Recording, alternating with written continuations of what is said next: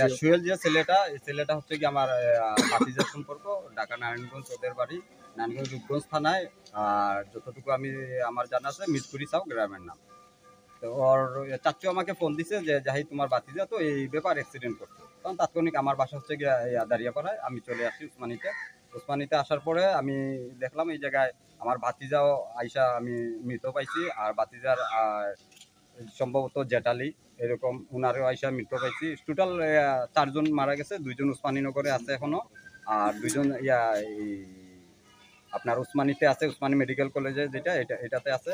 এবারে আমার যে ছেলে যে মারা গেছে ভাতিজা সুহেলের 4 মেয়ের মধ্যে 2 মেয়ে বর্তমানে চিকিৎসা অবস্থানে আছে।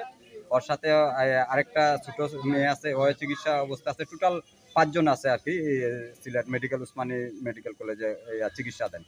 4 দিন হয়েছে আজকে মানে সকালবেলা বুঝতেই পারতেছে আপনারা, সকালবেলায় 8টার দিকে নাকি 7টার দিকে, 7টার দিকে এই অ্যাক্সিডেন্টটা হয়েছে। 7:50 মিনিটে।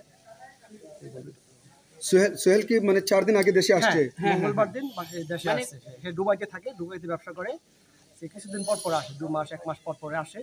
আইসা 1 সপ্তাহ সে আবার কিন্তু 1 সপ্তাহ ছুটিতে আসছে। আর 1 সপ্তাহ 6 তারিখে চলে যাইলে টিকিট কেটে আসছে। উনি চলে যাইতো সে এই 6 তারিখ। হ্যাঁ 6 তারিখে চলে